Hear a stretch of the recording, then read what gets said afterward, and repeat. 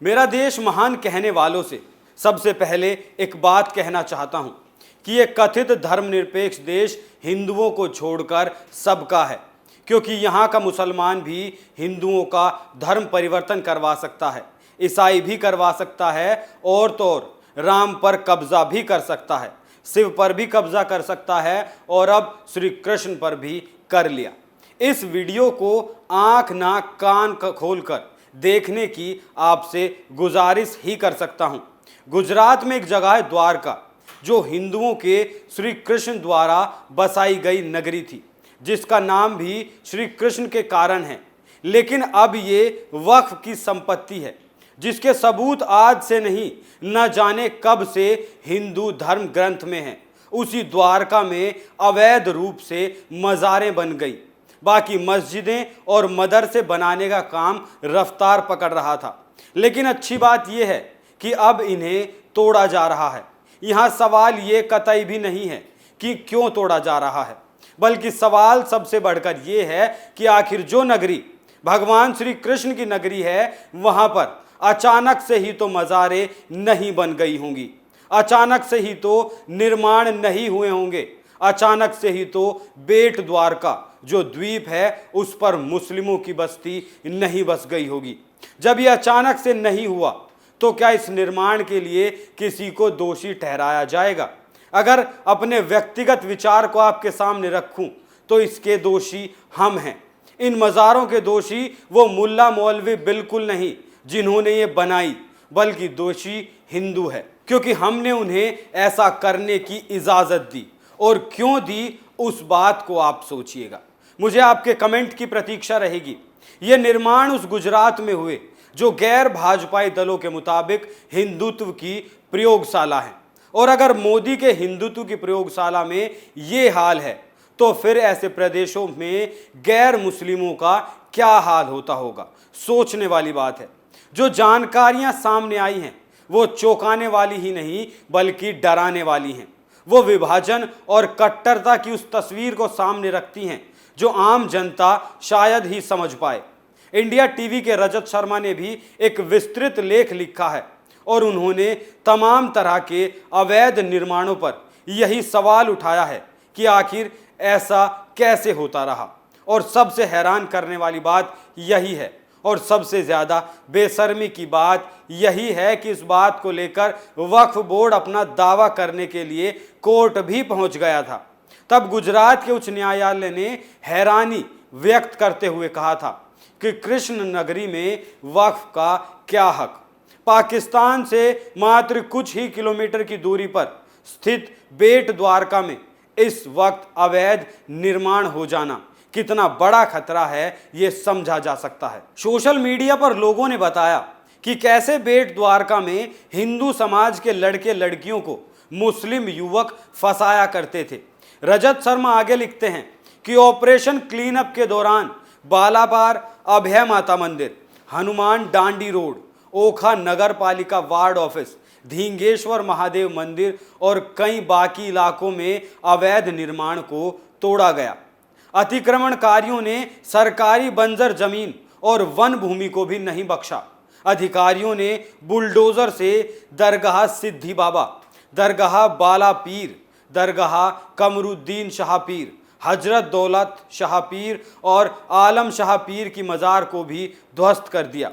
किसी भी तरह के हंगामे को रोकने के लिए गुजरात पुलिस, राज्य रिजर्व पुलिस और केंद्रीय अर्धसैनिक बलों के 1000 से ज़्यादा पुलिसकर्मियों को यहाँ तैनात किया गया था। पूरे ऑपरेशन की निगरानी देवभूमि द्वारका के जिला कलेक्टर, राजकोट रेंज के आईजी पुलिस, एसपी रैंक के 3 अधिकारी और 9 डीएसपी के साथ 20 इंस्पेक्टर कर रहे थे। जब प्रशासन की ओर से इतनी तैयारी की जाए तो आसानी से समझा जा सकता है कि कितनी बड़ी कार्रवाई होगी और कितना बड़ा कदम रहा होगा। लेकिन उससे भी ज़्यादा भयावह ये कल्पना है कि जब ये निर्माण हो रहा था तब किसी ने ध्यान क्यों नहीं दिया। यही बात बार बार परेशान करने वाली है कि कैसे प्रभु श्री कृष्ण के धाम में ये अवैध निर्माण होते रहे और लोगों की नज़रों से ये अछूता रहा। वहाँ पर अभी करीब 9000 मुस्लिम हैं और मुश्किल से 1 से 1,500 हिंदू, और वहां से बाकी हिंदू अवैध गतिविधियों और मुस्लिमों से परेशान किए जाने के बाद पलायन कर गए।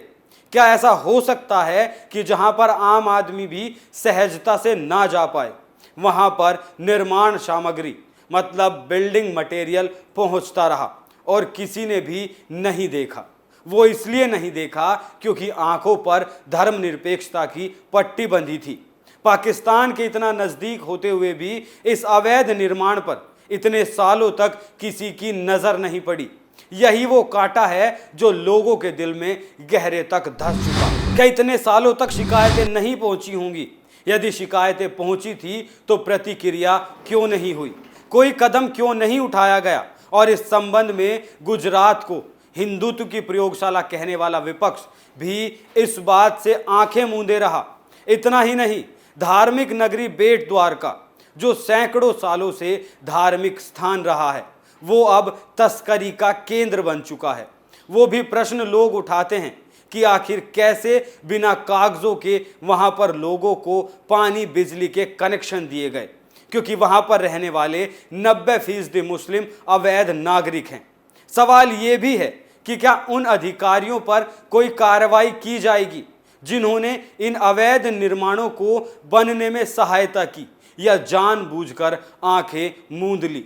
यदि ये हिंदुत्व की प्रयोगशाला है तो जहां पर हिंदुत्व की प्रयोगशाला नामक शब्दावली नहीं है, वहां पर अवैध कब्जों का क्या हाल होता होगा? इस बात को सोचकर ही डर लगता है। ये आसानी से सोचा जा सकता है और सबसे ज्यादा तो उस निर्लज्जता पर हिंदू क्रोध ही कर सकता है जो वो पूरा समुदाय दिखाता है, जो पहले मज़ारों आदि के माध्यम से हिंदू मंदिरों तीर्थ स्थलों के आसपास अवैध निर्माण करते हैं और ये जानते हुए भी कि वो उनके नहीं हैं, उस पर अपना अधिकार बताने की कोशिश करते हैं। लोग भी कह रहे हैं कि जागना ही होगा, नहीं तो जिहादी मंदिरों भूमि आदि पर कब्जा कर लेंगे। जो पहले तलवार के आधार पर होता था, मतलब जैसे औरंगजेब और बाकियों ने मंदिर तोड़े थे, अब उन्होंने दूसरा तरीका खोजा है कि पहले हिंदू तीर्थों के आसपास अपनी जनसंख्या बढ़ाओ, अवैध निर्माण करो और फिर वक्फ बोर्ड के माध्यम से दावा कर दो, जैसा अभी तमिलनाडु में 1500 साल पुराने मंदिर पर किया गया, जैसा हजारों साल पुरानी उस बेट द्वारका पर जो स्वयं श्री कृष्ण के होने का जीवांत पर्याय है। लेकिन सवाल वही है कि ये जिहादी आखिर चाहते क्या हैं? क्या कभी ये बात ध्यान में आई है कि आखिर ये लोग हिंदू धार्मिक विमर्शों वाले स्थानों पर ही कब्जा क्यों करते हैं? क्या राम मंदिर विध्वंस ही एकमात्र रास्ता था बाबरी मस्जिद को पाने का, या फिर क्या श्री कृष्ण जन्म स्थान पर ही मस्जिद बनानी थी, या काशी विश्वनाथ का मंदिर ही तोड़ना था, या फिर कश्मीर से पंडितों को भगाना ही था, या फिर अब द्वारका पर वक्फ का नया दांव? कुछ कनेक्शन नहीं दिखता, या फिर दिखता है। अगर ऐसे ही चलता रहा तो आने वाले वक्त में आपकी पहचान पर भी अतिक्रमण हो जाएगा।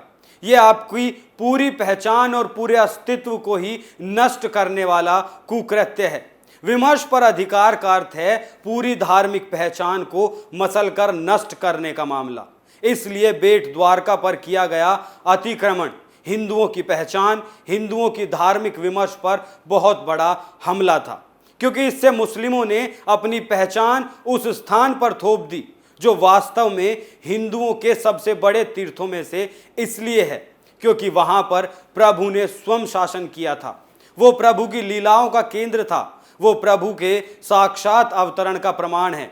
तो यदि उस स्थान की पहचान ही जाली टोपी और मजार हो जाए तो स्थान की पहचान का विमर्श ही बदल जाएगा। इतने बड़े षड्यंत्र को अंजाम दिया जाता रहा और हिंदू समाज को पता भी नहीं चला कि उसकी आराध्य के साथ इतना बड़ा खेल हो गया। कदम उठाए गए, ये ठीक है, लेकिन अवैध निर्माण होने देने के उत्तरदायी अधिकारियों को क्या कभी सजा मिल पाएगी? इस रिपोर्ट को देखने के बाद कितने लोगों की आंख खुली है, हमें कमेंट करके ज़रूर बताएं। थर्ड आई में फिलहाल इतना ही। कल फिर मुलाकात होगी एक नए मुद्दे के साथ। तब तक देखते रहिए कैपिटल टीवी। नमस्कार।